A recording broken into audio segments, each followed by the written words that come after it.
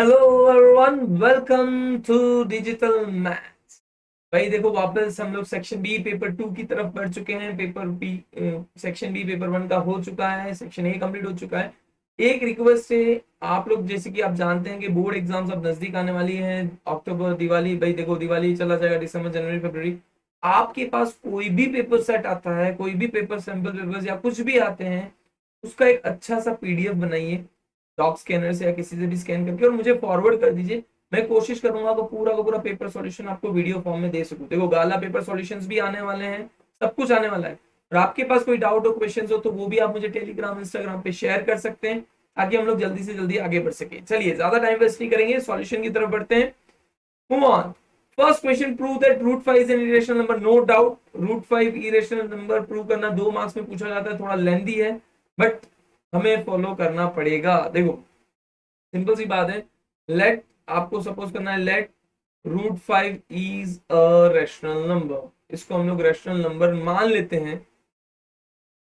ठीक है, अगर रेशनल नंबर है तो root 5 equals to A upon B, where A and B are co prime numbers. भाई को प्राइम नंबर्स मतलब जिनका कॉमन फैक्टर 1 होता है, तो उनको को प्राइम नंबर्स मान लेते हैं। स्क्वायरिंग बोथ साइड, भाई अगर हम लोग स्क्वायर करें, squaring both side, squaring both side, 5 equals to A square upon B square, तो B square equals to A square upon 5। This is equation number 1।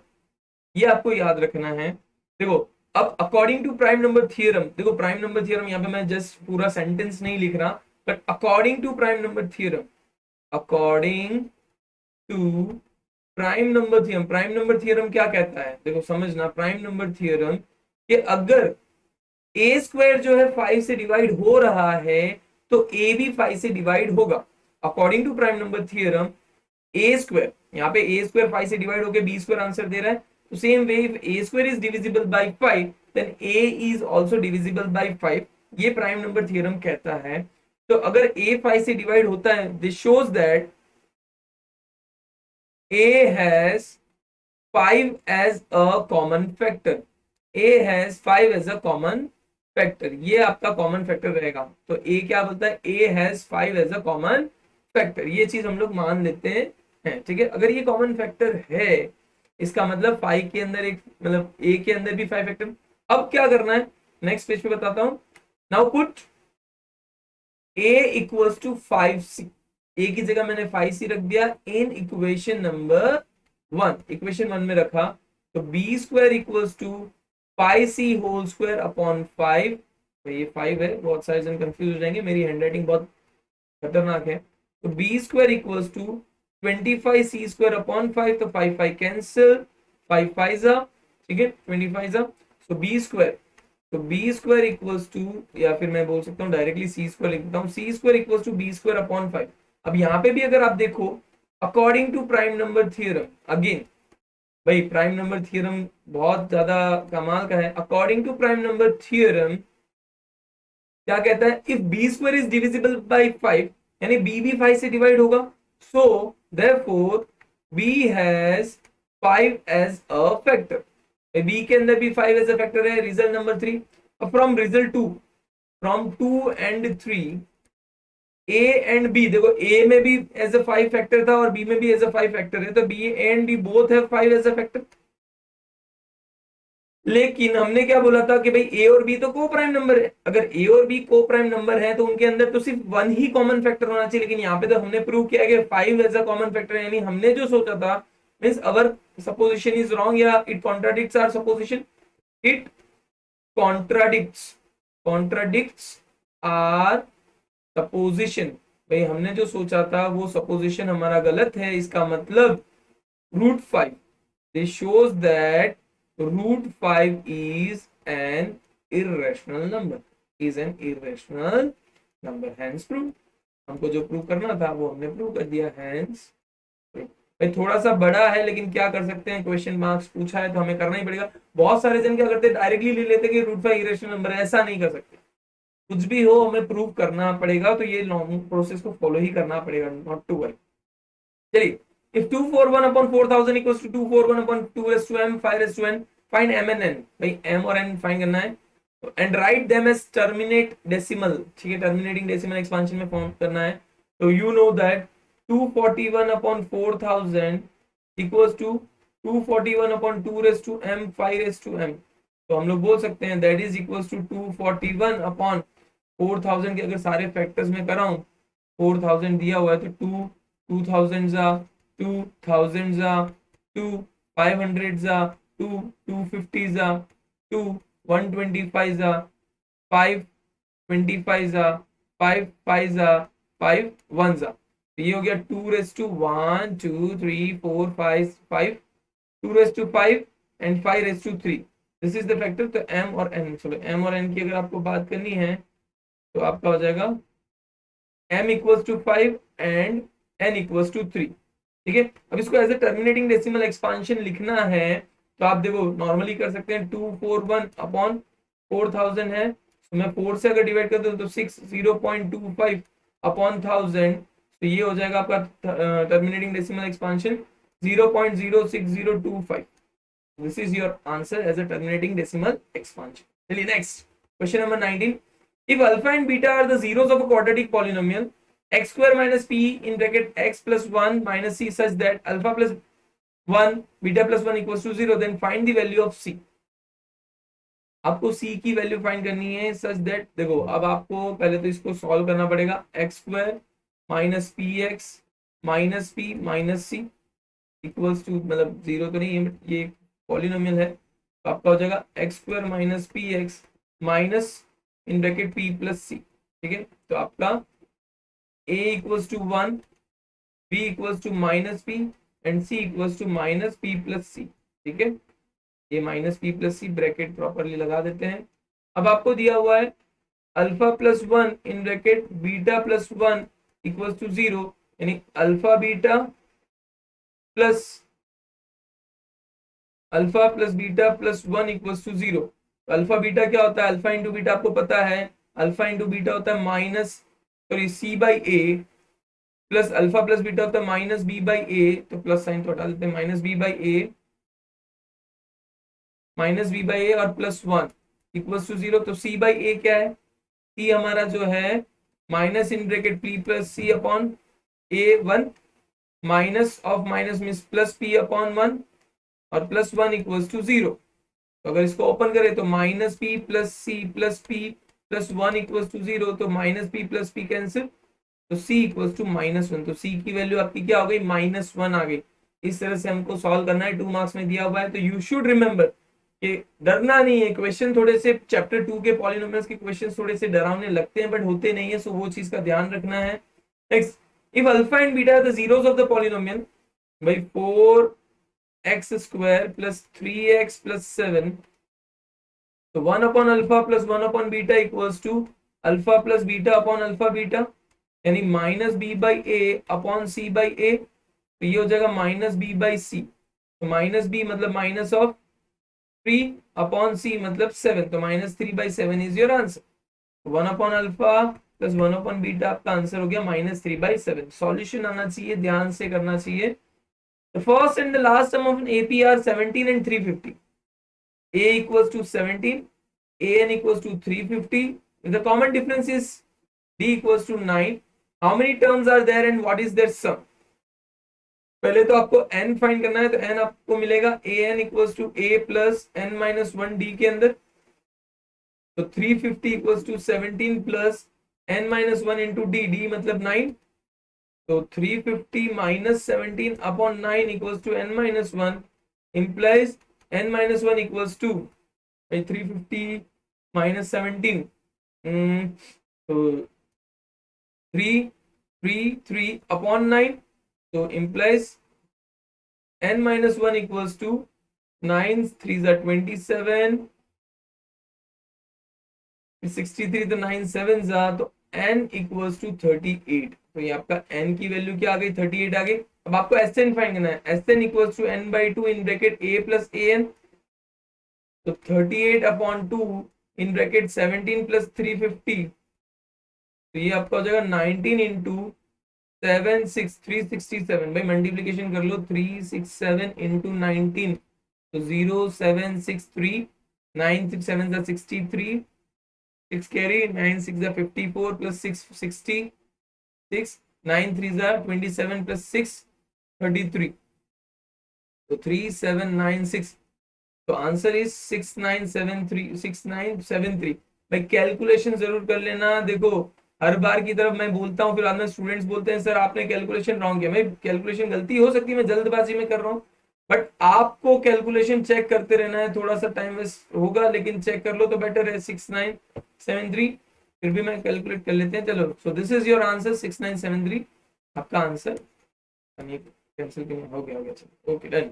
Next, how many 3 digit numbers are divisible by 7? तो देखो 3 digit number अगर देखें तो 00 से लेके 999 तक है, लेकिन 3 digit number which are divisible by 7 की अगर बात करें तो सबसे फर्स्ट डिविजिबल होता है 105, और लास्ट में अगर देखें तो 999 को अब 7 से डिवाइड करके देख लो। 7 1 7 29, 7 4 28, 19, 7 2 14, 5, यानी 199 में से 5 माइनस कर दो, दैट इज इक्वल्स टू 994। ये जो है 7 से डिवाइड हो जाता है। यू कैन चेक, भाई चेक कर लेना, नहीं तो बोला कि सर पता नहीं चेक किया नहीं, ये नहीं किया वो नहीं किया, जो भी है बट यू शुड चेक, ठीक है। तो 994 और 3 डिजिट नंबर है तो डिफरेंस आपका सॉरी 7 रहेगा, क्योंकि डिविजिबल बाय 7 है तो D7 हो गया। ए हो गया आपका हाउ मेनी नंबर्स, तो an equals to a plus n minus 1d। तो ए एन आपका 994 हो जाएगा, ए आपका 105 हो जाएगा, प्लस n माइनस 1 इंटू 7। तो 994 minus 105 upon 7 equals to n minus 1, implies n minus 1 equals to 4, sorry 994 है तो 9 आएगा, 9 एंड 8 889 अपॉन 7। तो आपका इसको देखो मल्टीप्लीकेशन को मैं इरेज कर देता हूं क्योंकि वो हमने देख लिया है तो आपको रिक्वायरमेंट नहीं है, ठीक है। सो n minus 1 equals to 1 2 7, so n equals to 128। आपकी n की वैल्यू क्या आ गई 128। so there are 128 digits divisible by 7। next, which term of an AP is 78? भाई कौन सा 78 है? तो a आपका 3 है, d आपका 5 है, an आपको दिया हुआ है 78, तो n फाइंड करना है। तो an equals to a plus n minus 1d। तो n आपको 78 है, a आपका 3 है, n माइनस 1 इंटू d मतलब आपको 5 मेंशन कर देना प्रॉपरली। तो n minus 1 equals to 78 up minus 3 upon 5। तो n minus 1 equals to 75 upon 5, तो 5 1 1 5 15, so n equals to 16। भाई 16th term of an AP is 78, वो भी आपको मेंशन कर देना है वर्ड्स फॉर्म में। Check whether this are vertices of an isosceles triangle। देखो डिस्टेंस फॉर्मूला आपको बता दूं पहले। Distance formula d equals to under root x1 minus x2 whole square plus y1 minus y2 whole square. तो आपका first suppose ये ले लो a, ये b और c, आपको तीनों के तीनों फाइंड करने होंगे। A B equals to under root 5 minus 6 whole square plus minus 2 minus 4 whole square, और B C equals to under root 6 minus 7 whole square plus 4 plus 2 whole square, and A C equals to under root 5 minus 7 whole square plus minus 2 plus 2 whole square. तो ये आपका हो जाएगा यहाँ पे root minus 1 whole square means plus 1, minus 2 minus 4 minus 6 का whole square means plus 36। यहाँ पे 6 माइनस 7 यानी 1 प्लस 36, और यहाँ पे हो जाएगा 5 माइनस 7 यानी 2, 2 का स्क्वायर यानी 4, 4 प्लस 0 स्क्वायर यानी 0 ही रहेगा, that is equals to root 37 equals to root 37, और यहाँ पे रूट 4 मीन्स 4 मतलब 2 हो जाएगा आपका, रूट 4 हो जाता है 2। तो भाई A B equals to B C हो रहा है, इसका मतलब दे इट इज आइसोसेलेस ट्रायंगल। ये आइसोसेलेस ट्रायंगल है, वो अच्छे से लिख देना। मैं सिर्फ आपको सॉल्यूशन प्रोवाइड कर रहा हूँ, बार बार बोलू नहीं, बट फिर भी ध्यान रखें आइसोसेलेस ट्रायंगल, ठीक है, it is isosceles triangle. Next, find the distance between 23 4 1 and pair of points. ठीक है, ये दोनों के बीच में डिस्टेंस फाइंड करना है। तो डिस्टेंस फॉर्मूला अभी हमने देखा था, तो A B equals to under root 2 minus 4 whole square plus 3 minus 1 whole square equals to under root minus 2 whole square plus 2 whole square equals to under root 4 plus 4 equals to under root 8, so it is 2√2 units. भाई distance formula में units लगा देना, पीछे मैंने units नहीं लगाया तो वहां पे भी यूनिट्स तो मेंशन कर ही देना है, क्योंकि भले कुछ दिया हो ना दिया हो यूनिट्स शुड बी रिटन, ताकि हमें रॉन्ग, नहीं तो यूनिट्स नहीं लिखने के भी मार्क्स कट हो सकते हैं। चलिए, 13 women were examined in an hospital by a doctor and the number of heartbeats per minute were recorded and summarized as follows.